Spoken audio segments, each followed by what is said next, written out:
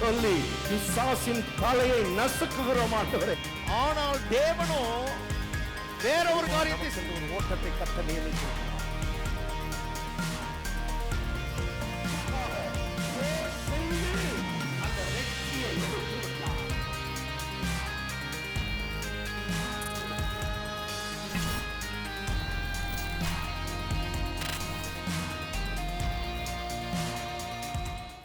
கர்த்தருடைய வார்த்தைக்கு போகலாம்.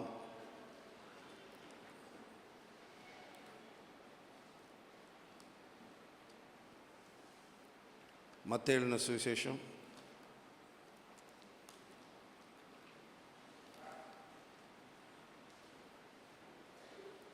1 அதிகாரம்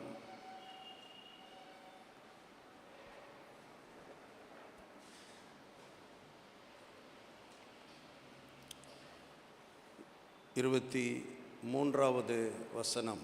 மத்தேயு எழுதின சுவிசேஷம் 1 அதிகாரம் 23வது வசனம். அவன், இதோ ஒரு கன்னிகை கர்ப்பவதியாகி ஒரு குமாரனை பெறுவாள், அவருக்கு இம்மானுவேல் என்று பெயரிடுவார்கள் என்று சொன்னான். இம்மானுவேல் என்பதற்கு தேவன் நம்மோடு இருக்கிறார் என்று அர்த்தமாம். இந்த காலவெளியிலே கிறிஸ்துமஸ், கிறிஸ்து பிறப்பை நினைவு கூர்ந்து மகிழ்ச்சியோடு கொண்டாடும்படி வந்திருக்கிற நம்மோடு கர்த்தர் பேச விரும்புகிறார்.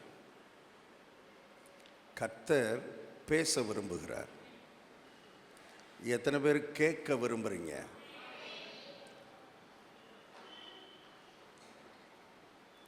பண்டிகைக்கு சர்ச்சுக்கு போவோன்னு வந்திருக்கலாம். இந்த பண்டிகை கொண்டாட வந்த உங்களோடு கர்த்தர் பேச விரும்புகிறார். நம்முடைய தேவன் பேசுகிற தேவன். அதுவும் இந்த மாதிரி நேரங்களில் நல்லாவே பேசுவார். நீங்கள் கேட்குறீங்களோ இல்லையோ, அவர் நல்லா பேசுவார். ஏன்னா பண்டிகை என்பது தேவனுக்கு ரொம்ப பிடிக்கும். ஏன்னா பண்டிகை நாட்களில் என்றைக்கும் சந்தோஷமாக இருக்காங்களோ இல்லையோ, பண்டிகை நாட்களில் சந்தோஷமாக, மக்கள் சந்தோஷமாக இருக்கிறத பார்த்தாலே கர்த்தர் சந்தோஷமாயிடுவார். பிள்ளைகள் சந்தோஷமாக இருக்கிறத பார்க்கும் பொழுது தகப்பனுக்கு அவ்வளோ பெரிய சந்தோஷம். இந்த காலவில் நம்ம எல்லாரும் காட்டிலும் நம்மை பார்க்கிற கர்த்தர் சந்தோஷப்படுகிறார், கர்த்தர் மகிழுகிறார், கர்த்தர் கழிவுறுகிறார். அட்லீஸ்ட் இன்னைக்காவது சந்தோஷமாக இருக்கியாப்பா அப்படின்னு நம்மளை பார்த்து சந்தோஷப்படுறார். இப்போ கர்த்தர் என்ன சொல்கிறாருன்னா, இன்றைக்கி மாத்திரம் சந்தோஷமாக இருந்துட்டு விட்டுறாத, இன்றைக்கி நான் பேசுகிற வார்த்தையை கேளு. இந்த வார்த்தை உன்னை நிரந்தரமாக சந்தோஷமாக வைக்கும். நம்முடைய தேவன் எதையும் நிரந்தரமாய் செய்கிறவர், எதையும் டெம்பரரியாக செய்கிறவர் அல்ல, தற்காலிகமாய் செய்கிறவர் அல்ல, நிரந்தரமாய் செய்கிறவர். நிரந்தரமாய் மனிதனுக்கு பாவ மன்னிப்பை கொடுத்தார், நிரந்தரமாய் மனிதனுக்கு ரட்சிப்பை கொடுத்தார். எல்லாம் பர்மனன்ட் ரிலீஃப் ஃப்ரம் சின். பாவத்திலிருந்து நிரந்தரமான விடுதலை, பாவ பழக்கங்களிலிருந்து நிரந்தரமான விடுதலை, நிரந்தரமான சமாதானம், நிரந்தரமான சந்தோஷம். அவருடைய அன்பு நிரந்தரமானது, ஒன்று கூட தற்காலிகமானது இல்லை. இந்த உலகம் கொடுக்கிறது எல்லாமே தற்காலிகமானது. கவனிங்க, இந்த உலகம் கொடுக்கிறது அத்தனையும் தற்காலிகமானது. தேவன் கொடுக்கிற எல்லாம் நிரந்தரமானது. தேவன் கொடுக்கிற சுகம் நிரந்தரமானது. தேவன் கொடுக்கிற பலன் நிரந்தரமானது. தேவன் கொடுக்கிற ஐஸ்வர்யம் நிரந்தரமானது. தேவன் கொடுக்கிற ஆசீர்வாதம் நிரந்தரமானது. தேவன் கொடுக்கிற ரட்சிப்பு நிரந்தரமானது. What ever God gives, it's permanent. ஏன்னா அவர் எட்டர்னல் காட், அவர் நித்தியமானவர். பர்மனண்ட்டாக கர்த்தர் நமக்கு எல்லாவற்றையும் செய்ய விரும்புகிறார். நிரந்தரமாய் கர்த்தர் நமக்கு ஆசீர்வாதங்களை கொடுக்க விரும்புகிறார். ஆகவே நிரந்தரமாய் காரியங்கள் நடக்கணும்னா நிரந்தரமான வார்த்தை நமக்குள்ளே போகணும்னு கர்த்தர் விரும்புகிறார். அதனால் கிறிஸ்மஸ் நாளில் அடுத்து போய் வீட்டில் என்ன செய்வோம் ஏது செய்வோம் அதெல்லாம் கொஞ்ச நேரத்துக்கு ஒத்தி வச்சுட்டு இப்போ கர்த்தருடைய வார்த்தையை கேட்க போகிறேன், காதை திருப்ப போகிறேன். ஆண்டவரே கர்த்தாவை சொல்லும் அடியேன் கேட்கிறேன். கவனத்தை அந்த பக்கம் இந்த பக்கம் திருப்பாமல் கர்த்தர் என்ன சொல்கிறான்றதை காது கொடுத்து கேட்கணும். கர்த்தர் பேச விரும்புகிறார். சிலருடைய வாழ்க்கையில் அருமையாலே வசன வெளிப்பாட்டை கொடுக்க விரும்புகிறார். வார்த்தையின் வெளிச்சத்தினால் உள்ளத்தை நிரப்ப விரும்புகிறார். இன்னைக்கு கவனமாக கூர்ந்து கவனிக்கணும். பாருங்கள், இது காலையில் கொஞ்சம் சீக்கிரமாக எந்திரிச்சதுனால கண்ணு சொக்கும். இந்த கண்ணை கொஞ்சம் அப்படி கண்ணு சொக்கிற நேரம் இப்படி திறந்து விட்டுருங்க. நீங்களே இப்படி திறந்து விட்டு கண்ணையும் திறந்து காதையும் திறந்து கேட்கணும். எனக்கு லேசாக கண்ணை சொக்கிற நேரம் பார்த்து உங்களுக்கு வர்ற வார்த்தையை மிஸ் பண்ணிடுவீங்க. மிஸ் பண்ணிடக்கூடாது. உங்களுக்குன்னு வர்ற வார்த்தையை மிஸ் பண்ணிடக்கூடாது. மறுபடியும் வாசிப்போம். மத்தேயு சுவிசேஷம் 1 அதிகாரம் 23வது வசனம். இதோ ஒரு கன்னிகை கர்ப்பவதியாகி ஒரு குமாரனை பெறுவாள், அவருக்கு இம்மானுவேல் என்று பெயரிடுவார்கள் என்று சொன்னான். இம்மானுவேல் என்பதற்கு தேவன் நம்மோடு இருக்கிறார் என்று அர்த்தமாம். என்ன பேர் வைக்கணும் இந்த குழந்தைக்கு? இயேசுன்ற குழந்தைக்கு என்ன பேர் வைக்கணும், என்ன நோக்கத்துக்காக அந்த பேர் வைக்கணும் என்பதை குழந்தை பிறக்கிறதுக்கு முன்னால், தாயின் கருவிலே உருவாகிறதுக்கு முன்னாலேயே தேவதூதன் சொல்லிட்டான். அப்படின்னா என்ன அர்த்தம்னா, இந்த பெயரின் மூலமாய் அவர் வாழ்க்கையில் என்ன நோக்கம், அந்த நோக்கம் என்ன நடக்க போதோ அது 100க்கு 100 உறுதியாக்கப்பட்டு விட்டது. அது உறுதியாக்கப்பட்டதுனால தான் அந்த பேரை முன்கூட்டியே கர்த்தர் கொடுக்கிறார். என்ன பேர் கொடுக்கிறார்? சத்தமாக சொல்லுங்க, மறுபடி சொல்லுங்க. இம்மானுவேல் என்றால் அர்த்தம் என்ன? தேவன் நம்மோடு இருக்கிறார். தேவன் இருக்கிறார் இல்ல, கடவுள் இருக்கிறார்னு எல்லா மதமும் சொல்லுகிறது, எல்லா மதங்களும் நம்புகிறது.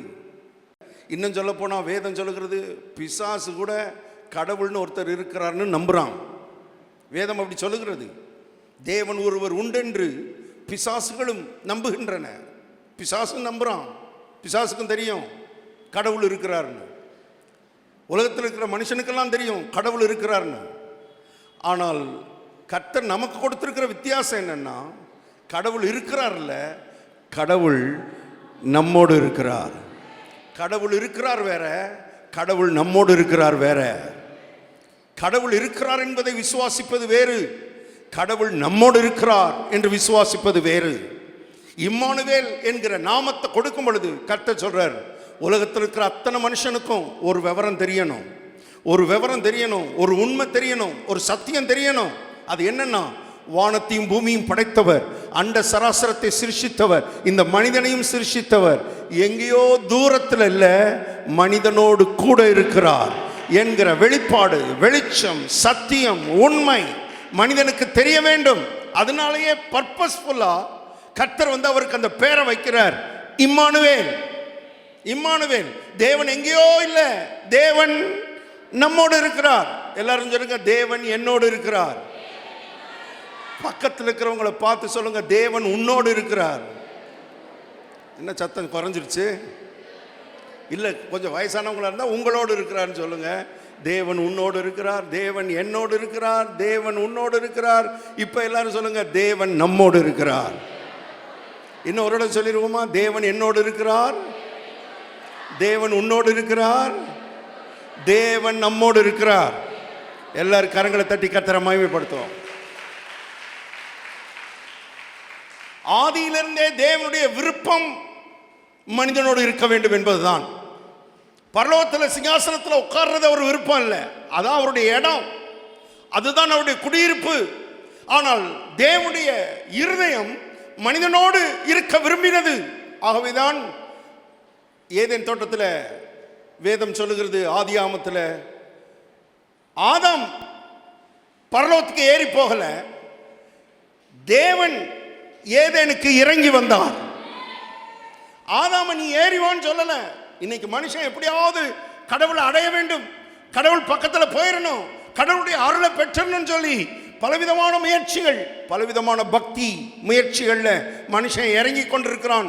கர்த்தர் சொல்றார், நீ என்ன பக்தி முயற்சியில இறங்கினாலும் என்னை நீ அடைய முடியாது, என் பக்கத்தில் வர முடியாது. அதனால தான் ஓ மேல நான் வைத்த அன்பு நிமித்தமாய் நானே இறங்கி வந்தேன். ஏதேன் தோட்டத்தில் இறங்கி வந்தவர் 2000 ஆண்டுகளுக்கு முன்பு சரீர பிரகாரமாக இறங்கி வந்தார். நான் சொல்றேன், மனுஷன் அங்க போறதில்லை. நான் படாத பாடுபட்டு நான் என்ன செஞ்சு ஏது செஞ்சு கர்த்தரை அடையணும், இந்த மாதிரி எண்ணங்களை தூக்கி போடணும், இந்த மாதிரி மைண்ட் செட்டை தூக்கி போடு. நான் தேவனை அடையிறது இல்ல, தேவன் என்னிடத்துல இறங்கி வந்தார். ஏதேன் தோட்டத்தில் இறங்கி வந்தவர். அதுக்கப்புறம் ஆசரிப்பு கூடாரத்துக்குள்ள போனார். பாருங்க, ஆசரிப்பு கூடாரத்துக்குள்ள போனார்.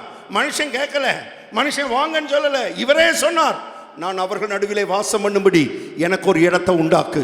ஏன்னா தேவனுடைய விருப்பம், தேவனுடைய வாஞ்சை, தேவனுடைய இருதயம் மனுஷனுக்காக ஏங்குகிறது. மனுஷன் நடுவில் போய் வாழணும், மனுஷனோடு குடியிருக்கணும், மனுஷனோடு மனுஷனாக தன்னை அடையாளப்படுத்த விரும்பினார். ஆசரிப்பு கூடாரத்துக்கு போனார். அதுக்கப்புறம் ஆசரிப்பு கூடாரத்தில் வந்து தேவாலயத்துக்கு போனார். இப்போ தேவாலயத்துக்குள்ளே இருந்தவர் எல்லாத்தையும் கிழிச்சுக்கிட்டு மனுஷனோடு மனுஷனா உள்ள வந்துட்டார்.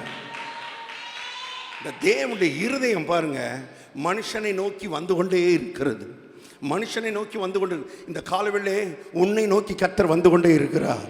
நீ ஒருவேளை இந்த தேவனை வேணான்னு சொல்லலாம், நீ ஒருவேளை இந்த தேவனை அறியாமல் இருக்கலாம், நீ ஒருவேளை இந்த தேவனை வெறுக்கலாம். பாருங்க, தேவன் நம்மோடு இருக்கிறார், இந்த மனிதனோடு இருக்கிறான்னு சொல்லும் பொழுது எப்படிப்பட்ட மனிதனோடு இருக்கிறார்? பரிசுத்தவானா, நல்லவனா? இவன்ட்ட என்ன நன்மை இருந்தது? முழுக்க முழுக்க பாவம், முழுக்க முழுக்க அநியாயம், அக்கிரமம், மீறுதல். இப்படிப்பட்ட மனிதனோடு கர்த்தர் இருக்கிறார். அதனால்தான் நீங்க எவ்வளோ பெரிய பாவியா இருந்தாலும் கர்த்தர் உங்களுக்குள்ள வர விரும்புகிறார். இடத்தை திரும்ப இருதயத்தை திறந்து கொடுக்கணும், உள்ளத்தை திறந்து கொடுக்கணும். உள்ளத்தை திறந்து கொடுக்கும் பொழுது அவர் உள்ளே வர இன்றைக்கும் ஆயத்தமாக இருக்கிறார். எல்லாரும் சொல்லுங்க, தேவன் நம்மோடு இருக்கிறார்.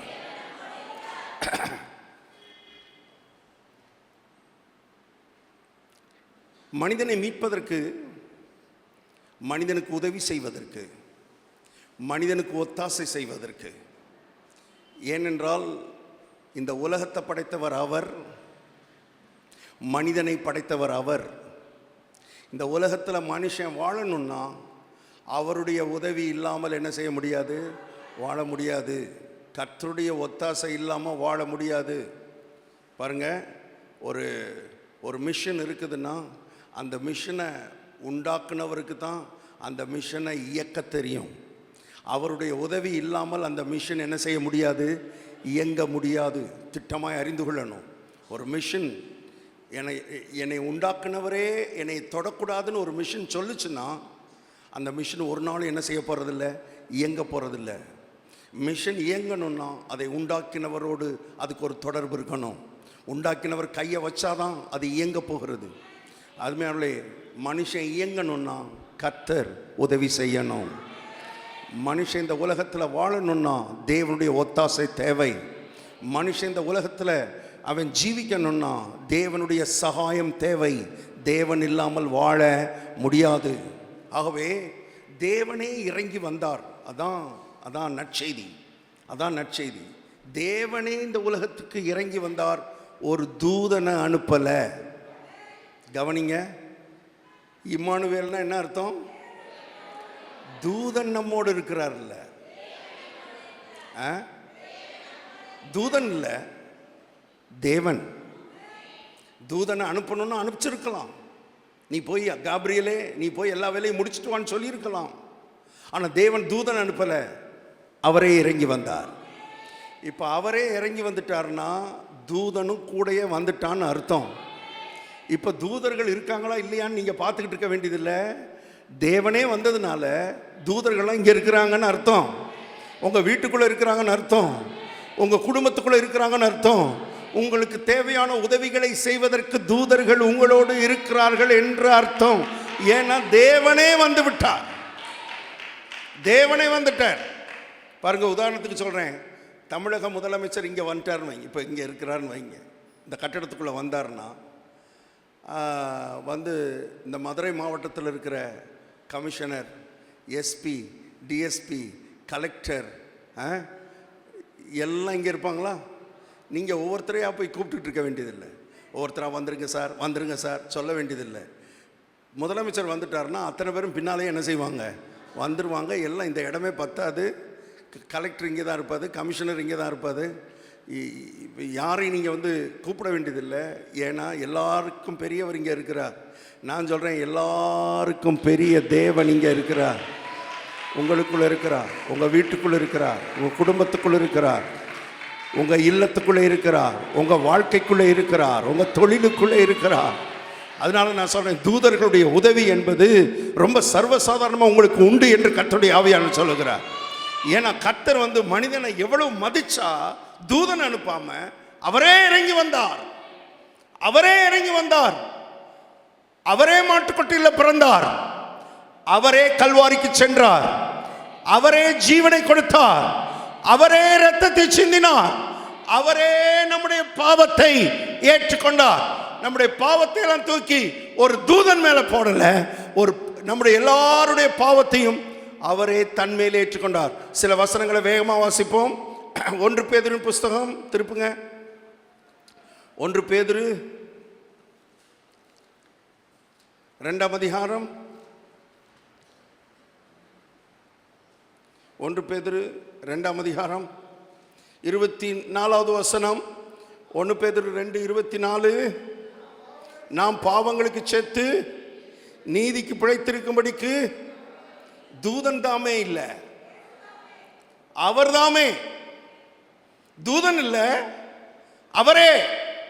அதுதான் இந்த காலவெளியிலே கர்த்தர் முக்கியப்படுத்தும்படி விரும்புகிறார். அவர் தாமே தமது சரீரத்திலே நம்முடைய பாவங்களை சிலுவையின் மேல் சுமந்தார். இப்ப நம்முடைய பாவத்தை சுமந்தது தூதன் இல்லை, நம்முடைய பாவத்தை சுமந்தவர் தேவாதி தேவன். இப்போ அந்த தேவனை குறித்து தான் வேதம் சொல்லுகிறது. அந்த தேவன் நம்மோடு இருக்கிறார். அந்த தேவன் இருக்கிறார்ல, அந்த தேவன் நம்மோடு இருக்கிறார். இருக்கிறார்னு எல்லாருக்கும் தெரியும், ஆனால் நம்மோடு இருக்கிறான்னு தெரியுமா? அவர் உயிரோடு இருக்கிறான்னு எல்லாருக்கும் தெரியும், ஆனால் உன்னோட உயிரோடு இருக்கிறான்னு தெரியுமா? அவர் இருக்கிறார் என்பதை பிசாசு கூட தெரிஞ்சு வச்சிருக்குது. ஆனால் என்னோடு இருக்கிறார், நம்மோடு இருக்கிறார், என் குடும்பத்தோடு இருக்கிறார், என் வீட்டோடு இருக்கிறார், என் பிள்ளைகளோடு இருக்கிறார். Immanuel, Immanuel. இந்த இம்மானுவேல் கான்சியஸ்னஸ், இம்மானுவேலை குறித்த உணர்வு நமக்குள்ள வரணும் கர்த்தர் விரும்புகிறார். அவரே இறங்கி வந்தார். அவரே நம்முடைய பாவங்களை சுமந்தார். அவரே சுமந்தார். வாசிப்போம், வாசிப்போம். கலாத்தியர் நிருபம், கலாத்தியர் 3ஆம் அதிகாரம், கலாத்தியர் 3:13. கலாத்தியர் 3:13. மரத்திலே தூக்கப்பட்ட எவனும் சபிக்கப்பட்டவன் என்று எழுதியிருக்கிறபடி. யாரு? தூதன் இல்ல, தூதன் இல்ல, ஏதோ ஒரு ஊழியக்காரன் இல்ல, இயேசுவின் 12 சீஷர்ல ஒருத்தன் இல்ல, யாரையும் ஒருத்தன் அனுப்பல. கிறிஸ்துவே, தேவனே நமக்காக என்ன ஆயிட்டார்? சாபமானார். தேவனே சாபம் ஆயிட்டார்னா இனி ஒரு வினாடி கூட நீ சாபத்தில் இருக்க வேண்டிய அவசியம் கிடையாது. உன் குடும்பம் சாபத்தில் இருக்க வேண்டிய அவசியம் கிடையாது. உன் பிள்ளைகள் சாபத்தில் இருக்க வேண்டிய அவசியம் கிடையாது. உனக்கும் சாபத்துக்கும் சம்பந்தமே கிடையாது. காரணம், அவரே இறங்கி வந்து அவரே உன் சாபத்தை எல்லாம் உறிஞ்சுக்கிட்டார்னு வேதம் சொல்லுகிறது. அவரே எல்லாத்தையும் வாங்கிக்கிட்டார். தேவனை வாங்கி கொண்டார். தேவனை வாங்கி கொண்டார். இந்த காலவெளியிலே அந்த இம்மானுவேல் உன்னோடு கூட இருக்கிறார். அந்த தேவன் உன்னோடு கூட இருக்கிறார். எல்லாரும் சொல்லுங்க, நான் சாபத்தில் இருக்க வேண்டிய அவசியம் இல்லை. சொல்லுங்க, சத்தமா சொல்லுங்க. காரணம் என்னவென்றால், தூதனை அனுப்பல, யாரோ ஒரு தூதனை அனுப்பி சாபத்தை பூரா அவர் மேல கர்த்தர் கொட்டல. அவரே எடுத்துக்கொண்டார், அவரே வாங்கி கொண்டார். இந்த காலவெளியில் நம்முடைய கண்கள் திறப்பதாக, நம்முடைய இருதயம் திறக்கப்படுவதாக, நம்முடைய உள்ளம் திறக்கப்படுவதாக, வெளிப்படுத்தல் அறிவினால் கர்த்தர் நிரப்புவாராக. கிறிஸ்துவே சாபமாயிட்டார்னா நான் சாபத்தில் இருக்க வேண்டிய அவசியம் இல்லை. இந்த கிறிஸ்துமஸ் நாளில் கர்த்தருடைய ஆவியானவர் உங்களுக்கு ஒரு நற்செய்தியை சொல்லுகிறார். உங்களுக்கு சாபம் இல்லை, உங்களுக்கு சாபம் இல்லை. உன் சாபத்தை வாங்கிறதுக்கு தான் அவர் பிறந்தார். உன் சாபத்தை எடுக்கிறதுக்கு தான் அவர் பிறந்தார். உன் சாபத்தை உறிஞ்சுறதுக்கு தான் அவர் பிறந்தார். இனி உனக்கும் சாபத்துக்கும் சம்பந்தம் இல்லை. எத்தனை வருஷம் சாபமா இருக்கட்டும், எத்தனை தலைமுறை சாபமா இருக்கட்டும், எத்தனை பரம்பரை சாபமா இருக்கட்டும், உன் மேல அந்த சாபம் இருக்க வேண்டிய அவசியம் இல்லை. நீ சாபத்திலிருந்து வெளியே வந்தாள். உனக்கு சாபத்துக்கும் சம்பந்தம் இல்லை. கிறிஸ்து சாபமானார். எனக்கு அதை படிக்க படிக்க என் உள்ளம் நன்றினால் நிரம்புகிறது, அன்பினால் நிரம்புகிறது. எனக்காக தூதன் அனுப்பலையா, நீங்களே வந்தீங்க. என்னை உண்டாக்கின நீங்களே வந்து என் சாபத்தை நீங்களே சுமந்துக்கிட்டா இதுக்கப்புறம் நான் ஏன் சாபத்தில் இருக்கணும்? இதுக்கப்புறம் நான் ஏன் இந்த உலகத்தில் சாபத்தை அனுபவிக்க வேண்டிய அவசியம்? வாசிப்போம். மத்தேயு சுவிசேஷம் 8ஆம் அதிகாரம்.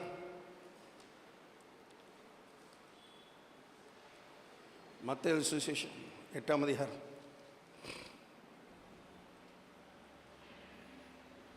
17வது வசனம். மத்தேயு 8:17. அவர்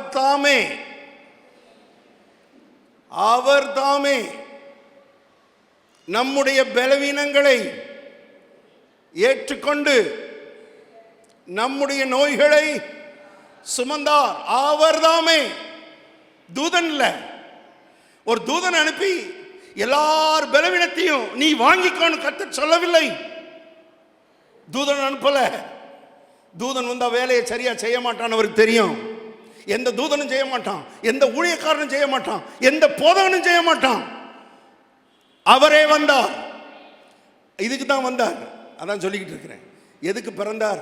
இயேசு ஏன் பிறந்தார்? இயேசு ஏன் பிறந்தார்னா நம்ம எல்லாருடைய பலவீனங்களையும் தன் மேல வாரி போட்டுக்கொள்ளும்படியாக, வாரி எடுத்து சுமந்து கொள்ளும்படியாக அவர் தாமே கவனிங்க, அவர் தாமே நம்முடைய பலவீனங்களை அப்போ அவரே ஏற்றுக்கிட்டார்னா நீங்கள் நானும் இனி பலவீனத்தில் இருக்க வேண்டிய அவசியம். பின்னால் இருக்கிறவங்கள கேட்குறீங்களா? பிரசங்கம் கேட்குறீங்களா? கேட்குதா உங்களுக்கு? பிரசங்கத்தை கவனிங்க. யாருனாலும் வரட்டும், உட்காரட்டும், நீங்கள் பிரசங்கத்தை கவனிங்க. வார்த்தையை மிஸ் பண்ணாத. வார்த்தையை மிஸ் பண்ணிட்டு பின்னால் உட்காந்து அழக்கூடாது. வார்த்தை வரும்பொழுது நல்லா கவனிங்க, காதை திருப்பி கேளுங்க. அவர் தாமே பலவீனங்களை ஏற்றுக்கொண்டார். நான் அவருடைய ஊழியக்காரன் நின்று சொல்றேன், அவரே ஏற்றுக்கொண்டதுனால இந்த வார்த்தையை கேட்கிற ஒருத்தரும் பலவீனத்தோடு இருக்க வேண்டிய அவசியம் இல்லை, சுகவீனத்தோடு இருக்க வேண்டிய அவசியம் இல்லை, வியாதியோடு இருக்க வேண்டிய அவசியம் இல்லை. ஒருவேளை வியாதிகள் பலவீனங்கள் நம்மை தொட்டாலும் உடனே வாயை திறந்து இதை சொல்லணும், இயேசு சுமந்து கொண்ட பிறகு நான் அதை சுமக்க வேண்டிய அவசியம். ஏன்னா அவர் பிறந்ததே அதுக்கு தான் பாயிண்ட். அவர் பிறந்ததே அதுக்கு தான் பிறந்தார். மனுக்குலத்துடைய வியாதியை நான் வாங்கிக்கிற போறேன். வேற யார் அதை வாங்க முடியாது, வேற யார் அதை சுமக்க முடியாது. அதனாலதான் பழைய ஏற்பாட்டிலேயே வெளிப்படுத்தினார், நானே உன் பரிகாரியாகிய கர்த்தர். நானே, நானும் இல்லை, நானே. அப்படின்னு என்ன அர்த்தம் தெரியுமா? என்னை தவிர வேற யாரும் உனக்கு சுகத்தை கொடுக்க முடியாது. அதான் இங்க சொல்றாரு, அவர் தாமே, அவர் தாமே. ஆச்சரியமா இருக்கிறது. என் உள்ள நன்றினால் நிரம்புகிறது. என்னுடைய பலவீனங்களை ஏற்றுக்கொள்ளும்படி நீங்களே இறங்கி வந்ததுக்காக ஸ்தோத்திரம் ஆண்டவர். நான் யார், அவர் யார்? வரணுன்ற எந்த கட்டாயம் இல்லை, வரணும்னு கட்டாயம் இல்லை. என் பலவீனத்தை அவர் சுமக்கணுன்ற எந்த கட்டாயமும் அவருக்கு இல்லை. ஆனால் என் மேலையும் உங்கள் மேலையும் அவர் வச்ச அன்பு. அதனால தான் அன்பு அன்பு அன்பு அன்பு உள்ளத்தை நிரப்பட்டும். அன்பு தேவனுடைய அன்பு உங்கள் இருதயத்தை நிரப்பட்டும். என் மேலே அன்பு வச்சதுனால எனக்காக இறங்கி வந்து என்னுடைய வியாதிகள் எல்லாம் சுமந்துக்கிட்டதுக்காக உமக்கு ஸ்தோத்திரம். இந்த நாள் நன்றி நிறைந்த நாளாக இருக்கட்டும்.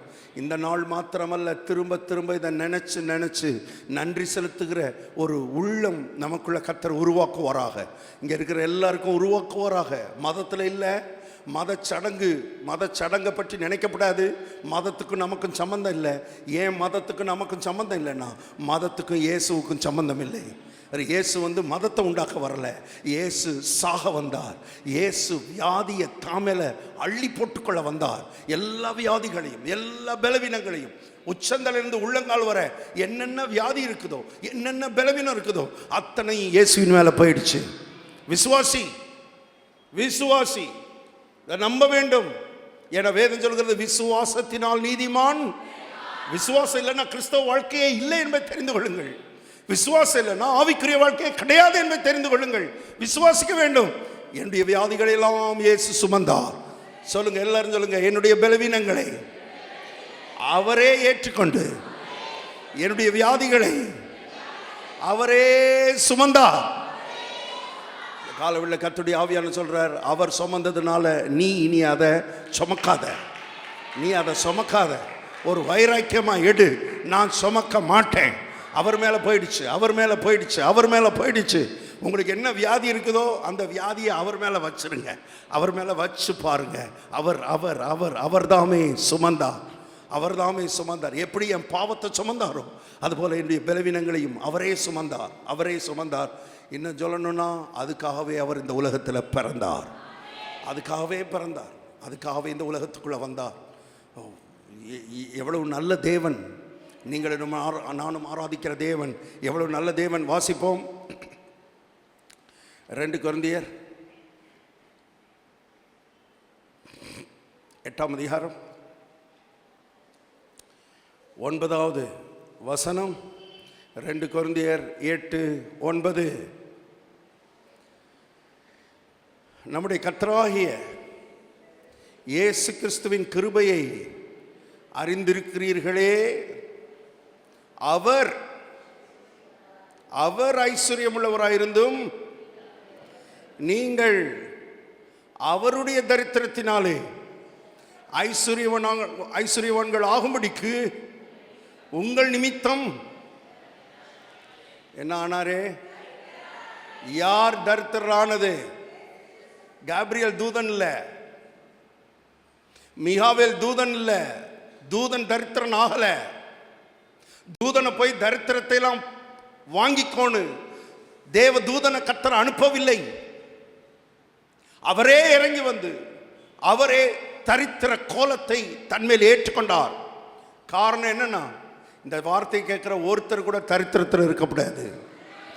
இந்த இயேசுவை பார்க்கிற, இயேசுவை கண்டுகொள்ளுகிற, இயேசுவை ஆராதிக்கிற, இயேசுவுக்கு வாழ்க்கையை அர்ப்பணிக்கிற ஒரு ஆளும் இந்த உலகத்தில் தரித்திரத்தில் இருக்கக்கூடாது, வறுமையில் இருக்கக்கூடாது, பட்டினியில் இருக்கக்கூடாது, பசியில் இருக்கக்கூடாது. எல்லாருடைய தரித்திரத்தையும் இயேசு வாரி தாமேல போட்டுக்கிட்டார். அந்த கல்வாரி சிலுவையில் எல்லாருடைய தரித்திரமும் அவர் மேலே போயிடுச்சு. நான் சொல்கிறேன், இந்திய தேசத்தில் இருக்கிற தரித்திரத்துக்கு ஒரே ஒரு பரிகாரம், ஒரே ஒரு நிவாரணம் ஆண்டவராய் இயேசு கிறிஸ்து மாத்திரமே. இயேசு கிறிஸ்துவை நோக்கி பார்க்கிறவர்கள் கட்டாயம் தரித்திரத்தில் அவர்கள் இருக்க மாட்டார்கள். படிப்படியா படிப்படியா படிப்படியா கர்த்தர் அவர்களை ஆசீர்வதித்து அவருடைய தரித்திரத்தை நீக்கி, வறுமையை நீக்கி, ஏழ்மைத்தனத்தை நீக்கி, அருமையானவர்களே, ஏழையாய் இருக்க முடியாது. ஏன்? அவரே தரித்திரத்தை வாங்கிக்கிட்டார். சொல்லணும் நீங்க, நான் தரித்திரனா இருக்க மாட்டேன், தரித்திரனா இருக்க மாட்டேன். இன்னைக்கு நம்மளை சுற்றி தரித்திரம் இருக்கலாம் ஒருவேளை, ஆனால் நீங்கள் வாயை திறந்து சொல்லணும், நான் தரித்திரனா இருக்க மாட்டேன். என் தரித்திரமெல்லாம் யார்கிட்ட போயிடுச்சு? மறுபடி சொல்கிறேன், அதுக்காகவே அவர் பிறந்தார், அதுக்காகவே அவர் பிறந்தார். பாவத்தை தூக்கி போட்டுக்கொள்ளும்படி, சாபத்தை தாமேல வாரி போட்டுக்கொள்ளும்படி, வியாதியை அவரே தாமேல போட்டுக்கிட்டு நம்மளை சுகமுள்ளவர்களாய் பலமுள்ளவர்களாய் இந்த உலகத்தில் தேவ திட்டத்தை நிறைவேற்றும்படி, தேவ நோக்கத்தை நிறைவேற்ற பாருங்க. தேவ திட்டம் நிறைவேறணும்னா, நம்மை குறித்த தேவ திட்டம் நிறைவேறணும்னா, சரீரம் நல்லா இருந்தால் தான் திட்டம் நிறைவேறும். சரீரம் ஆரோக்கியமாக இருந்தால் தான் தேவ திட்டம் நிறைவேறும். வியாதியோட பலவீனத்தோடு இருந்தால் தேவ திட்டம் நிறைவேறாது. ஆகவே அதனால தான் பிசாசு என்ன பண்ணுறான்னா, தேவ திட்டத்தை குலைக்கிறதுக்கு, தேவ நோக்கத்தை குலைக்கிறதுக்கு எதையாவது ஒன்றை சரீரத்தில் போட விரும்புகிறான். நான் சொல்கிறேன், பிசாசை காட்டிலும் இயேசு பெரியவர். எல்லா பிசாசின் சக்திகளை காட்டிலும் இயேசு பெரியவர். உன் சரீரத்தில் இருக்கிற வியாதியை காட்டிலும் இயேசு பெரியவர். உங்க சரீரத்தில் இருக்கிற பலவீனத்தை காட்டிலும் இயேசு பெரியவர். உங்க சரீரத்தில் இருக்கிற சுகவீனத்தை காட்டிலும் இயேசு பெரியவர். இயேசு பெரியவர். சாத்தான் அந்த மாதிரி உள்ள தேவ நோக்கத்தை தடைப்படுத்துறதுக்கு, தேவன் திட்டத்தை தடுக்கிறதுக்கு சில வியாதிகளை போட்டாலும் தேவ திட்டம் உங்க வாழ்க்கையில் நிறைவேற்றுவதற்கு இயேசு அந்த வியாதிகளை சுகமாக்க, அந்த வியாதிகளை தன்மேல போட்டுக்கொண்டு உங்களை விடுதலை உள்ளவர்களாய் மாற்ற அவர் உண்மை உள்ளவராக இருக்கிறார்.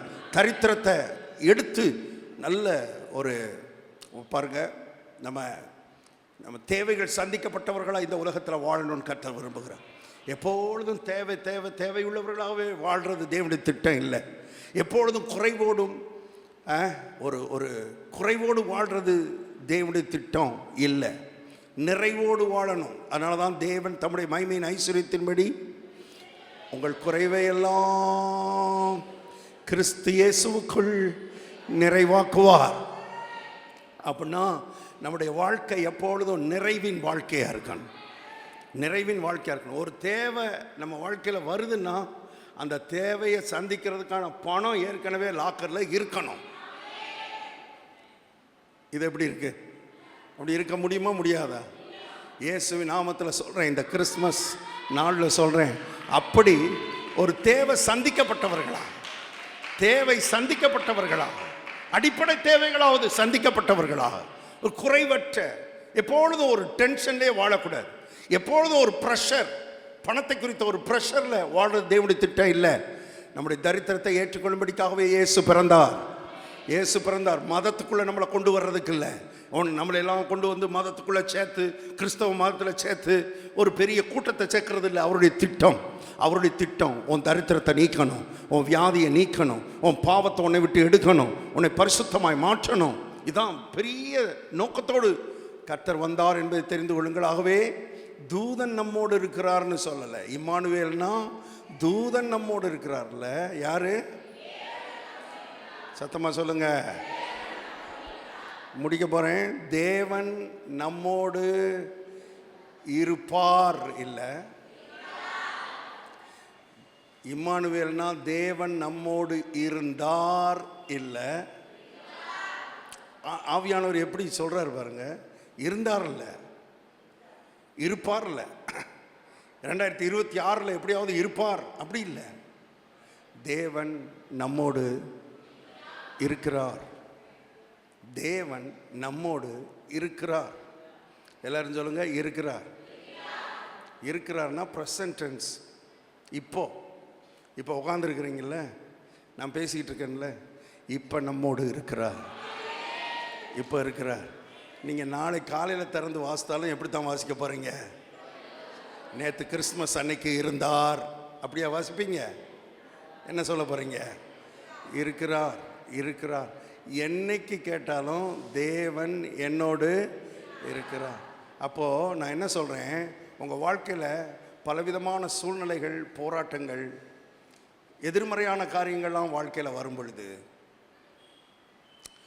உடனே நீங்கள் நினைக்க வேண்டியது என்னென்னா, இந்த சூழ்நிலை இருக்கிறது எவ்வளோ உண்மையோ அதை விட உண்மை தேவன் என்னோடு இருக்கிறார். தேவன் என்னோடு இருக்கிறார்.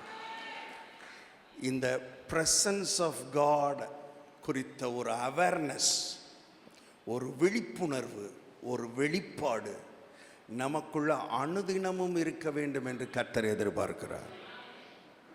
ஏன்னா தேவனுடைய பிரசன்னம் எங்கே உணரப்படுகிறதோ அங்கே சூழ்நிலைகள் மாற்றப்படுகிறது.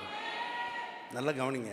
தேவனுடைய பிரசன்னம் எங்கே உணரப்படுகிறதோ அங்கே சூழ்நிலையில் ஒரு பெரிய மாற்றம் உண்டாகிறது. தேவன் இல்லாததுனால அல்ல, இருக்கிற தேவனை நம்ம என்ன செய்யலை, உணரலை, பார்க்கலை. தேவன் இங்கே தான் இருக்கிறார், நமக்குள்ளே தான் இருக்கிறார். இன்னும் சொல்லப்போனால் நம்மோடு இருக்கிறார் என்கிறதையும் தாண்டி தேவனுடைய இருதயம் பாருங்கள், ஏதேனுக்கு இறங்கி வந்து, ஆசரிப்பு கூடாரத்துக்கு இறங்கி வந்து, அதுக்கப்புறம் தேவாலயத்துக்கு வந்து, அதுக்கப்புறம் இந்த பூமிக்கு வந்து, அதான் பிறப்பு. இயேசுவின் பிறப்பு வந்து இயேசு எங்கே வந்தார்? பூமிக்கு வந்தார். பூமியில் வந்து பிறந்தார். அதோடு நிற்கலை, அவர் உள்ளே வந்துட்டார். எங்கே வந்துட்டார்? உள்ள இருக்கிறாரா? உங்களுக்குள்ள கல்லீரல் இருக்குதா? நுரையீரல் இருக்குதா? எல்லாம் இருக்குதா? எப்படி சொல்றீங்க இருக்குதுன்னு? என்னங்க பார்த்தீங்களா? இருதயம் ஒன்று பம்ப் பண்ணிக்கிட்டே இருக்குதே, பிளட்டை உள்ள இருதயம் பம்ப் பண்ணிக்கிட்டே இருக்குதுல்ல, அதை பார்த்தீங்களா? இருக்குன்னு எப்படி சொல்கிறீங்க? பார்க்கல, ஆனால் தெரியும் இருக்கு. நான் சொல்லட்டுமா, உங்களுக்குள்ள அந்த பம்ப் பண்ணுற இருதயம் இருக்கிறது எவ்வளோ உண்மையோ அதை விட உண்மை இந்த கிறிஸ்து உங்களுக்குள்ளே இருக்கு. அவர் மூவ் பண்ணி ஏதேனுக்கு வந்தார். பரலோகத்தை விட்டு ஏதேனுக்கு வந்தவர் அங்கேருந்து மூவ் பண்ணி ஆசரிப்பு கூடாரம் வந்தார். ஆசரிப்பு கூடாரத்திலேருந்து மூவ் பண்ணி தேவாலயத்துக்கு வந்தார். தேவாலயத்திலேருந்து மூவ் பண்ணி பூமிக்கு எல்லா இடத்துக்கும் வந்தார். பூமியில் வந்தார். இப்போ கர்த்தர் சொல்கிறார், இன்னும் எனக்கு சாட்டிஸ்ஃபைடு இல்லை, இன்னும் அடுத்து மூவ் பண்ணி உள்ளேயே வந்துட்டார். இந்த கிறிஸ்துவானவர் மகிமையின் நம்பிக்கையாக உங்களுக்குள் இருப்பதே அந்த ரகசியம். உள்ள இருக்கிறார், உள்ள இருக்கிறார். எல்லாரும் சொல்லுங்க, தேவன் எனக்குள்ள இருக்கிறார், தேவன் எனக்குள்ள இருக்கிறார். இந்த தேவன் கூட இருக்கும்போதே மக்களுடைய வாழ்க்கையில் ஒரு பெரிய மாற்றம். தேவனுடைய பிரசன்னம் கூட இருக்கும் பொழுதே ஜனங்களுடைய வாழ்க்கையில் ஒரு பெரிய ஒரு மக்களுடைய கண்களால் பார்க்கக்கூடிய விதத்தில் ஒரு பெரிய மாற்றம். விசேஷமாக யோசேப்பினுடைய வாழ்க்கையில் வாசிப்போம். அது மாத்திரம் 1-2 வசனங்களை வாசித்து முடிச்சிருவோம் சீக்கிரம். ஆதியாகமத்தின் புஸ்தகம் 39ஆம் அதிகாரம், ஆதியாகமம் 39:2. ஆதியாகமம் 39:2. கர்த்தர் யோசேப்போடே இருந்தார். யோசேப்புக்குள்ள இல்லை, யோசேப்போடே இருந்தார். அடுத்த வார்த்தை சொல்லுது, கர்த்தர் யோசேப்போட இருந்தார். அப்பா இல்லை, அப்பா யோசேப்போட இல்லை, அம்மா யோசேப்போட இல்லை, கூட பிறந்த அண்ணே யாரும் யோசேப்போட இல்லை, யாருமே இல்லை. ஆனால் கர்த்தர் இருந்தார். உங்கள் கூடயும் யாரும் இருக்க வேண்டாம், கர்த்தர் இருந்தால் போதும். என் கூட ஒருத்தரும் இல்லையேன்னு நீ நினைக்கலாம். இந்த கிறிஸ்மஸ் நாளில் கர்த்தர் சொல்கிறாரு, யார் உன் கூட இருக்கிறாங்களோ இல்லையோ, நான் உன் கூட இருக்கிறேன். நான் கூட இருக்கிறேன்றதை நம்பு, நான் உன் கூட இருக்கிறேன்றதை நம்பு, நான் உன் கூட இருக்கிறேன்றதை விசுவாசி. உன் வாழ்க்கையில் ஏற்படுகிற மாற்றத்தை நீ மாத்திரமல்ல, உன்னை சுற்றி இருக்கிற கண்கள் எல்லாம் பார்க்கும். கர்த்தர் யோசேப்போட இருந்தார். அவன் காரிய சித்தி, அப்படி ஆங்கிலத்தில் எழுதப்பட்டது, he succeeded அப்படின்னா அவன் செய்த எல்லாவற்றையும் வெற்றி பெற செய்தார். இப்போ நீங்க வெற்றி பெற்றீங்கன்னா மற்றவங்க கண்ணுக்கு தெரியுமா தெரியாதா? கர்த்தர் கூட இருக்கிறது அவங்களுக்கு தெரியாது, அவங்க கண்ணுக்கு தெரியாது. ஆனால் நீங்கள் அடைகிற வெற்றி அவங்க கண்ணுக்கு தெரியும். நீங்கள் அடைகிற வெற்றி இந்த உலகத்தின் கண்ணுக்கு தெரியணும்னா அதுக்கு முன்னால உங்க கூட இருக்கிற கர்த்தர் உங்க கண்ணுக்கு தெரியணும். உங்க கூட இருக்கிற கர்த்தர் உங்க கண்ணுக்கு தெரிய தெரிய தெரிய நீங்கள் அடைகிற வெற்றி இந்த உலக கண்களுக்கு கட்டாயம் தெரிய வைப்பார். அப்படின்னா கர்த்தர் யார் கூட இருக்கிறாரோ அவர்கள் தோற்று போகவே முடியாது, தோல்வி அடைய வாய்ப்பே கிடையாது. தோல்விக்கும் அவர்களுக்கும் சம்பந்தம் இல்லை. நீங்கள் தோற்று போக முடியாது. இயேசுவின் நாமத்தில் இந்த கிறிஸ்மஸ் நாளில் தீர்க்க தரிசனமாக சொல்றேன், நீங்கள் தோல்வி அடைய முடியாது. காரணம் இம்மானுவேல், இம்மானுவேல், தேவன் உங்களோடு கூட இருக்கிறார். God with us, தேவன் நம்மோடு இருக்கிறார். இன்னும் சொல்லணும்னா தேவன் நமக்குள்ளே இருக்கிறார். கூட இருந்தாலே வெற்றினா, கூட இருக்கும்போதே வெற்றினா, உள்ள இருந்தா வெற்றி மேல் வெற்றி வந்து என்னை சேரும், உன்னை சேரும், நம்மை சேரும். இது வெறும் வெற்றி இல்லை, வெற்றி மேல் எதிர்பாருங்கள். தோற்று போய் உட்கார்ந்திருக்கிற ஆத்மாவே உன்னோட தான் கர்த்தர் பேசுகிறார். தோல்வியோடு இந்த உட்கார்ந்திருக்கிற சகோதரனே சகோதரியை உன்னோட தான் கர்த்தர் பேசுகிறார். நீ தோல்வியில உட்கார்ந்து இருக்கிறதுக்காக அழைக்கப்பட்டவன் அல்ல. உன்னை தோற்று போக வைக்கிறதுக்காக கர்த்தர் உன்னை வந்து உன் கூட அவர் இருக்கல. அவர் உன் கூட இருக்கிறதுடைய நோக்கம், அவர் உனக்குள்ள இருக்கிறதுடைய நோக்கம், நான் கூட இருந்தா, நான் கூட இருக்கிற ஆளு இந்த உலகத்துல எப்படி வெற்றி பெறுவான் என்பதை இந்த உலகத்துக்கு காண்பிக்கிறதுக்கு தான் கர்த்தர் உன்னோட வந்து இருக்கிறார். கர்த்தர் உன்னோட இருக்கிறார். கர்த்தர் உனக்குள்ள இருக்கிறார். கட்டாயம் நீ வெற்றி பெறுவாய். இந்த உலகத்துல யார் வெற்றி பெறாங்களோ இல்லையோ, நீ வெற்றி பெறுவாய். உனக்கு ஜெயத்தை கர்த்தர் வச்சிருக்கிறார். கர்த்தர் கூட இருந்தார். யோசேப்பு வெற்றி பெற்றான். அடுத்த வசனம் சொல்லுகிறது, கர்த்தர் அவனோட இருக்கிறார் என்றும் அவன் செய்கிற எத்தனைய எத்தனைய சொல்லுங்க சொல்லுங்க, வாயை திறந்து சொல்லுங்க, மறுபடியும் சொல்லுங்க, இப்படி சொல்லுங்க, நான் செய்கிற யாவையும் வாய்க்க பண்ணுவதற்காகவே இம்மானுவேல் என்னோடு இருக்கிறார். இதை நினச்சிக்கிட்டே போய் இட்லி சாப்பிடுங்க. இதை நினச்சிக்கிட்டே சாப்பிடு, வேற எதையும் நினைக்கப்படாது. இதை நினச்சிக்கிட்டே சாப்பிடு, நல்லா சாப்பிடுங்க, ஆனால் இதை நினச்சிக்கிட்டே சாப்பிடு. நான் செய்கிற யாவையும் வாய்க்க பண்ணுறது தான் என் கூட இருக்கிறார். என்னை மதத்துக்குள்ளே தள்ளி விடுறதுக்கு இல்லை, என்னை ரொம்ப பக்திவான மாற்றுறதுக்கு இல்லை, அதுக்கு இல்லை, செய்கிறத வாய்க்க பண்ண முடியும். கர்த்தர் என்னோடு கூட இருக்கிறார். கூட இருக்கும் பொழுதே வாய்க்கும்னா உள்ளே இருக்கும் பொழுது எவ்வளவு வாய்க்கும். இப்போ நமக்கு தேவை, ஆண்டவரே எப்படியாவது என் கூட வந்துருங்கப்பா, எப்படியாவது எனக்குள்ளே இருந்துருங்கப்பா, எப்படியாவது நான் செய்கிறதெல்லாம் வாய்க்க பண்ணிருங்கப்பா அப்படின்னு ஜெபிக்க சொல்லலை ஆண்டவர். கவனி, எல்லாரும் செய்கிற தப்ப நீ செய்யாத, எல்லாரும் செய்கிற தப்ப நீ செய்யாத, மாறணும். சத்தியம் தெரிய தெரிய மாறணும். எப்படியாவது கூட இருந்துருங்கப்பா, எப்படியாவது வந்துருங்கப்பா, எப்படியாவது வாய்க்க அப்படி சொல்லக்கூடாது.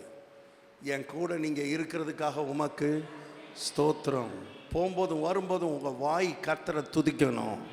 நீங்கள் என் கூட இருக்கிறதுக்காக ஸ்தோத்திரம், நான் செய்கிறத வாய்க்க பண்ணுகிறதுக்காக ஸ்தோத்திரம். வாசிப்போம், முடிக்கிறேன் சீக்கிரம். 1 நாளாகமம் 11ஆம் அதிகாரம்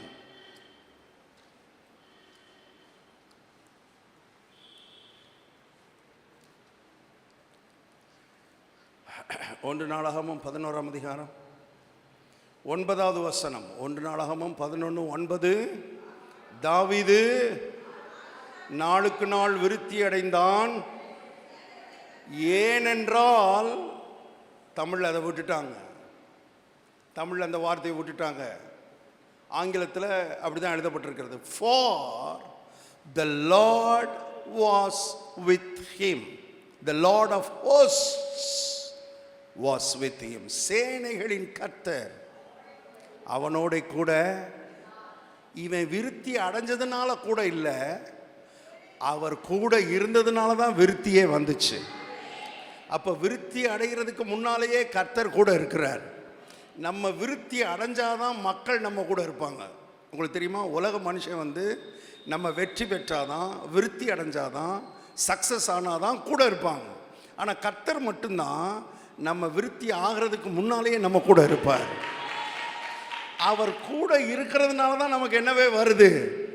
ஆங்கிலத்தில் எழுதப்பட்டிருக்கிறது, நாளுக்கு நாள் விருத்தி அடைந்தான் என்பதை. David became greater and greater. அப்படின்னா என்ன அர்த்தம்னா, நாளுக்கு நாள் பெரியவனாகிட்டே இருந்தானா. அதுக்கு என்ன அர்த்தம்னா, நாளுக்கு நாள் அவனுடைய செல்வாக்கு கூடிக்கிட்டே இருந்துச்சு, நாளுக்கு நாள் அவனுடைய அந்தஸ்து கூடிக்கிட்டே இருந்துச்சு. கர்த்தர் கூட இருந்தா உங்க செல்வாக்கும் கூடும். ஆமென். உங்க செல்வாக்க கூட்டுறதுக்குனே கர்த்தர் உங்க கூட இருக்கிறார். உங்க அந்தஸ்தை உயர்த்துறதுக்குனே கர்த்தர் உங்களோட இருக்கிறார். ஆட்டுக்கு பின்னால போய்கிட்டு இருந்த ஆட்டிடையன், மேய்ப்பன், சமுதாயத்தில் கீழ்நிலையில் இருந்தவன், கர்த்தர் கூட இருந்ததுனால, கர்த்தர் கூட இருந்ததுனால அவனுடைய செல்வாக்கு நாளுக்கு நாள் உயர்ந்தது. பிரபுக்களோடும் ராஜாக்களோடும் உட்கார்ந்தான்.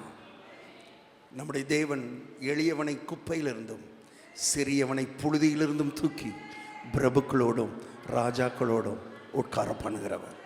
இந்த கால நேரத்தில் கர்த்தருடைய ஆவியானவர் சொல்லுகிறார், இந்த இம்மானுவேல் கான்சியஸ்னஸ் நமக்கு இருக்கணும்.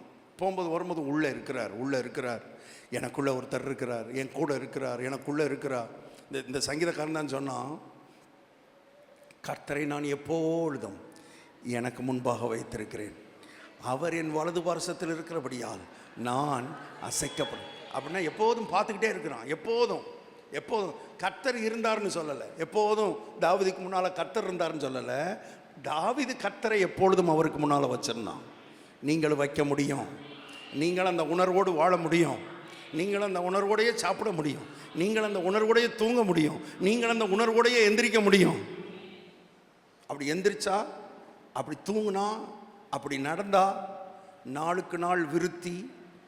நீங்கள் கேட்காமலே, நீங்கள் அதுக்காக முயற்சி எடுக்காமலே, நீங்கள் அதுக்காக பிரயாசப்படாமலே, நீங்கள் அதுக்காக தலைமுடியை பிச்சுக்கிடாமலே நீங்கள் விருத்தி அடைந்து கொண்டே இருப்பீர்கள்.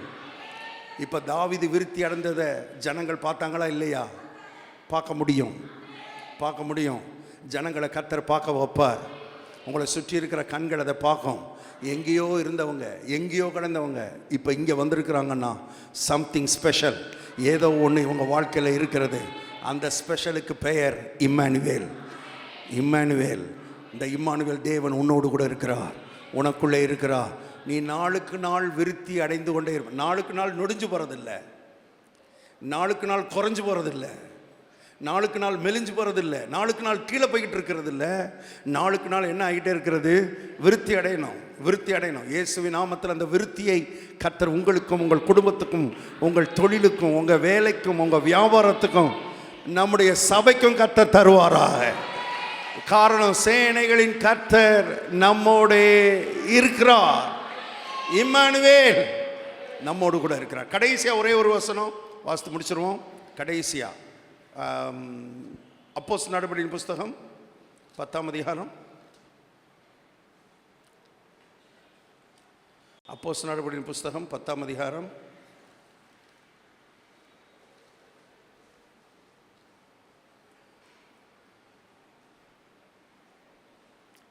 38வது வசனம். அப்போஸ்தலர் 10:38.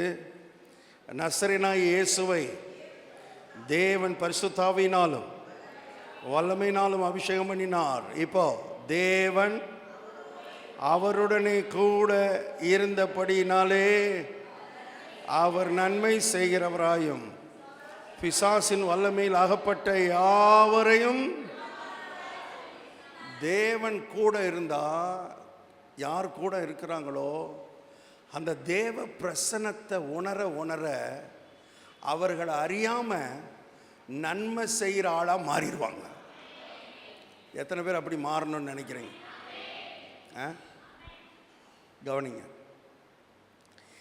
எனக்கு நன்மை கிடைக்குமா அப்படின்னு எதிர்பார்க்கிற அந்த இடத்துல இருந்து இந்த தேவ பிரசன்னம்,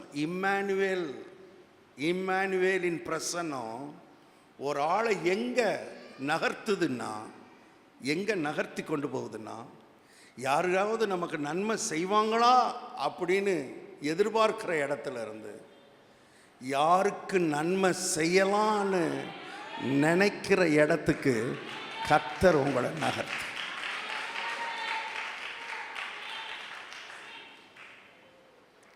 நீங்கள் எந்த இடத்துல இருக்கிறீங்க? ஒருவேளை இது வரைக்கும் எனக்கு யார்கிட்ட ஒரு நன்மை வருமா அப்படின்னு மனிதனை எதிர்பார்த்து இருந்திருக்கலாம். இந்த காலவேளை கர்த்தர் சொல்றார், வேற ஒன்றும் செய்யாத, என் பிரசன்னத்தை உணரு, என் பிரசன்னத்தை சுமந்துக்கிட்டு போ. ஏன்னா நான் உன்னை யாரா மாற்றிருக்கிறேன்னா, என்னை சுமக்கிற தேவாலயமாக மாற்றிட்டேன். நீதான் ஆலயம், நீதான் கோயில், நீதான் சர்ச்சு. சர்ச்சைங்கன்னு தேடும். யாராவது சர்ச்சைங்கன்னு கேட்டேன், இந்த பாருங்க, இனிமேல் யாராவது உங்களுக்கு சர்ச்சைங்க இந்த நான் இங்கே தான், நான் தான் சர்ச்சு. உங்களுக்கு என்ன வேணும்? என்ன சர்ச்சில் போய் என்ன நடக்கணும்னு நினைக்கிறீங்க? ஐயா எனக்கு ஏதாவது சோமான்னு நினைக்கிறேன், இந்த கை வைக்கிறேன். ஏன்னா நான் தான் சர்ச்சு. எனக்குள்ள அவர் இருக்கிறார். நான் தொட்டால் அவர் தொடுகிறார். நான் பார்த்தால் அவர் பார்க்கிறார். நான் பேசினால் அவர் பேசுகிறார். நான் ஜெபித்தால் அவரே ஜெபிக்கிறார். நீங்களும் அவரும் வேற வேற இல்லை, நீங்களும் அவரும் ஒன்றாயிட்டீங்க. அதான் தேவனுடைய திட்டம், அதான் தேவனுடைய நோக்கம். உனக்குள்ளே வந்து இரண்டரை கலந்து உன் மூலமாக உனக்குள்ள இருந்து நன்மை செய்யணும், நன்மை செய்யணும், 4 பேருக்காவது நன்மை செய்யணும். பிசாசின் வல்லமையில் அகப்பட்ட மக்களை குணமாக்கணும். நான் சொல்கிறேன், இங்கே இருக்கிற அத்தனை பேரும் அப்படிப்பட்டவர்களாக எழும்பணும்னு கர்த்தர் விரும்புகிறார். எனக்கு எனக்கு எனக்கு எனக்கு எனக்கு எனக்கு இல்லை, இது இந்த மைண்ட் செட்டை மாற்றுங்க. மாற்றிட்டு எனக்கு செய்கிறதுக்கு அவர் உள்ளேயே இருக்கிறார். இப்போ நான் எந்திரிச்சு 4 பேருக்கு செய்ய போகிறேன். 4 ஆத்துமாக்களை சுவிசேஷத்துக்குள்ளே வழி நடத்த போகிறேன், ரட்சிப்புக்குள்ளே வழி நடத்த போகிறேன், சுகத்துக்குள்ளே வழி நடத்த போகிறேன், சாபத்திலேருந்து விடுதலையாக்கி விட போகிறேன், வியாதியிலேருந்து தூக்கி விட போகிறேன், தரித்திரத்திலிருந்து வெளியே கொண்டு வர போகிறேன். நன்மை செய்கிறவர்களாய் சுற்றி திரியும்படி கர்த்தர் நம்மை அழைக்கிறார். எத்தனை பேர் அதுக்கு ஆயத்தமாக இருக்கிறீங்க? நன்மை வாங்குறவர்களாய் அல்ல, சொல்லுங்க. மைண்ட் செட் மாறணும். நன்மை செய்கிற உங்களுக்கு நன்மை இல்லாமல் போகுமா? நீங்கள் நன்மை செய்கிற ஆளாக மாறினீங்கன்னா நன்மை உங்கள் வாழ்க்கையில் வழிந்து ஓட ஆரம்பிக்கும். ஏன்னா கர்த்தர் கண்டுபிடிச்சிருவார், இந்த ஆளுகிட்ட கொடுத்தா இந்த ஆளுகிட்டே இருக்காது, இந்த ஆள் அள்ளி என்ன செய்யும், கொடுக்கும். இந்த ஆளுக்குள்ளே இருந்து வார்த்தை போகும், விசுவாசம் போகும், இன்னொரு ஆளுகிட்ட நம்பிக்கை போகும். பாருங்கள், நம்ம கூட ஒரு ஆள் பேசுனா அவங்களுக்குள்ளே விசுவாசம் போகணும். நம்ம கூட பேசுகிற ஆளுகிட்ட நமக்குள்ளே இருக்கிற அவிசுவாசம் போயிடக்கூடாது. அந்த ஆளுக்கு இருக்கிற கொஞ்ச நஞ்ச விசுவாசமும் அப்படியே கரைஞ்சி ஓடுற மாதிரி நம்ம பேசக்கூடாது. நம்மக்கிட்ட பேசுனா கூட எப்படி பேசணும்? அந்த ஆளுக்குள்ளே விசுவாசம் போகணும், நம்பிக்கை போகணும், அன்பு போகணும், ஏதோ ஒரு நன்மை அந்த ஆளுக்கு உண்டாகணும், ஒரு வார்த்தை உள்ளே போகணும், ஒரு விடுதலை உள்ளே போயிடணும், ஒரு சத்தியம் உள்ளே போயிடணும். நன்மை செய்கிறவராய் சுற்றி திரிந்தார். தேவன் அவருடனே கூட இருந்தபடியினால் நன்மை செய்கிறவராய் சுற்றி திரிந்தார். நீங்கள் ஒன்றும் செய்ய வேணாம், கர்த்தர் கூட இருக்கிறான்றதை நினச்சிக்கிட்டே இருங்க. ஆட்டோமேட்டிக்காக நன்மை செய்கிற ஆளாக மாறிடுவீங்க. உங்கள் கால் அதுக்கப்புறம் சும்மா இருக்காது. உங்கள் கால் எங்கேயாவது போகும்.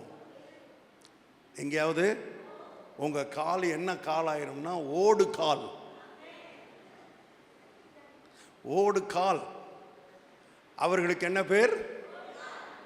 இல்லை, தமிழ் ஓடு கால் உள்ளவர்களுக்கு பேர் உங்களுக்கு தெரியும்ல. அப்படி மாறுங்க. தவறான ஓடு காலி இல்லை. இது சத்தியம் சொல்கிற ஓடுகாலி, இது விடுதலை கொடுக்கிற ஓடுகாலி, இது நன்மை செய்கிற ஓடுகாலி. பிசாசின் வல்லமையில் ஆகப்பட்ட யாவரையும் குணமாக்கும்படியா. எழுப்பி நிற்போம், கண்களை மூடுவோம்.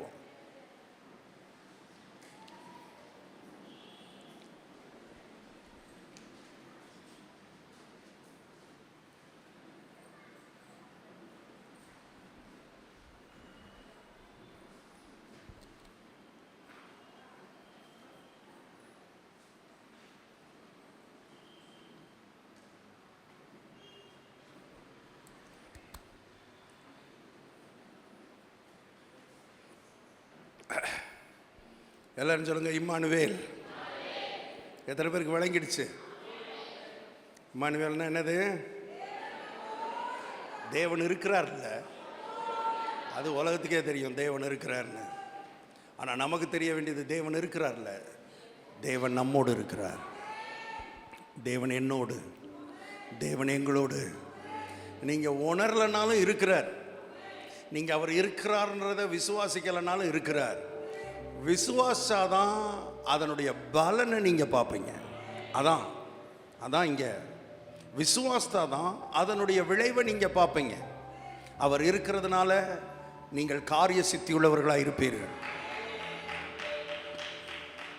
எதிர்பாருங்கள், நீங்க காரிய சித்தி ஆகணுமே, காரிய சித்தி ஆகணுமே, சக்சீட் ஆகணுமே, சக்சஸ் ஆகணுமேன்னு போட்டு டென்ஷன் ஆகாதீங்க. டென்ஷன் ஆகிறதுனால நடக்க போறதில்ல. தேவனுடைய பிரசன்னத்தை உணருங்க. காலையிலேருந்து சாயங்காலம் வரைக்கும் அவருடைய பிரசன்னத்தை உணருங்க. வெளியே போகும்போது கூட நீங்கள் கூட வர்றதுக்காக ஸ்தோத்திரம் ஆண்டவரே அப்படி ஒரு வார்த்தை சொல்லிட்டு போங்க. உங்களுக்கு டென்ஷனான சூழ்நிலை வரும் பொழுது அதுக்கு உடனே ரியாக்ட் பண்ணாதீங்க. ரியாக்ட் பண்ணாமல் உடனே ஒரு சின்ன ஜெபம், இந்த சூழ்நிலையில் கூட நீங்கள் என் கூட இருக்கிறதுக்காக ஸ்தோத்திரம். உங்களை ஒரு ஆள் பயங்கரமாக திட்டுறாங்க, பயங்கரமாக பேசுகிறாங்க, உடனே ரியாக்ட் பண்ணுவோம்ல, உள்ளே இருந்து அப்படியே கப்பு கப்புன்னு வரும். அந்த ரியாக்ட் பண்ணாமல் ஆண்டவரே நீங்கள் கூட இருக்கிறதுக்காக ஸ்தோத்திரம். இதெல்லாம் ப்ராக்டிஸ் பண்ணணும், ப்ராக்டிஸ் பண்ணணும். அப்போ தான் சக்சீட், அப்போ தான் சக்ஸஸ், அப்போ தான் நாளுக்கு நாள் உங்கள் செல்வாக்கு பெருகும், உங்கள் அந்தஸ்து கூடும். இப்போ இருக்கிற செல்வாக்கை காட்டிலும் அதிக செல்வாக்கு 2026 உண்டாகும். தேவன் கூட இருக்கிறபடினால் நன்மையை பெறுகிறவர்களாய் மாத்திரமல்ல, நன்மைகளை வாங்குகிறவர்களாய் மாத்திரமல்ல, யாரோ ஒரு இடத்துல நன்மையை எதிர்பார்க்கிறவர்களாவே காலமெல்லாம் வாழக்கூடாது. போதும், நன்மையை இன்னொரு ஆள்கிட்ட எதிர்பார்த்தது போதும். நன்மையை கொடுக்கிற ஆளா மாறுங்க, மாறுவீர்கள். தேவன் கூட இருக்கிறதுனால மாறுவீர்கள். இந்த கிறிஸ்துமஸ் நாள்ல கர்த்தர் சொல்ற, நீங்க மாறுவீங்க, நன்மை செய்கிறவர்களாய் மாறுவீர்கள். எல்லாரும் சொல்லுங்க, தேவன் என்னோடு இருக்கிறார். பக்கத்துல பார்த்து சொல்லுங்க, தேவன் உன்னோடு இருக்கிறார். எல்லாரும் சொல்லுவோம், தேவன் நம்மோடு இருக்கிறார். Immanuel, Immanuel, Immanuel. நல்ல கரங்களை தட்டி கர்த்தரை மகிமைப்படுத்துவோம். எஃப் எஃப்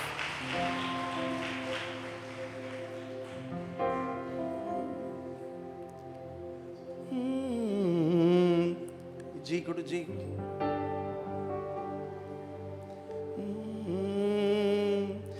यहोवा देवने यहोवा கர்த்தரே यहोवा மீட்பரே यहोवा ராஜனே यहोवा தேவனே यहोवा கர்த்தரே यहोवा மீட்பரே यहोवा ராஜனே மானுவே இம்மானுவே கூடவே இருக்கிறீர்.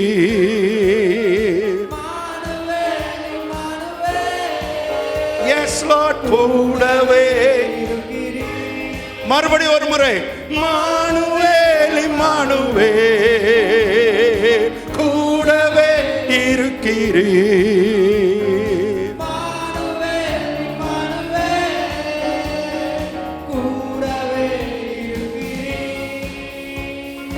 யெகோவா தேவனே யெகோவா கர்த்தரே யெகோவா மீட்பரே யெகோவா ராஜனே ஜீசஸ் யெகோவா தேவனே யெகோவா கர்த்தரே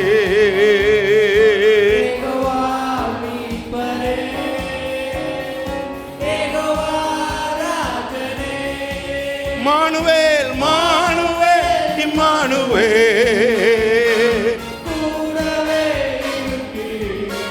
சொல்லுவோம் எல்லாரும், கூடவே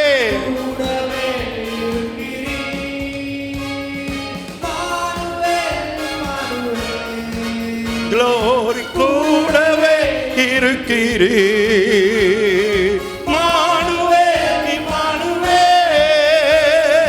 கூடவே இருக்கிறீர்.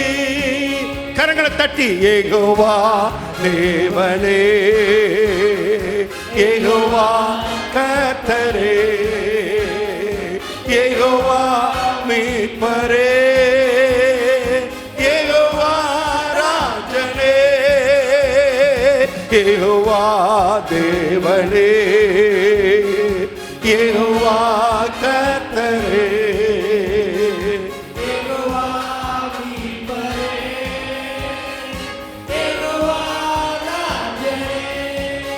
நல்ல பிதாவை துதிக்கிறோம்.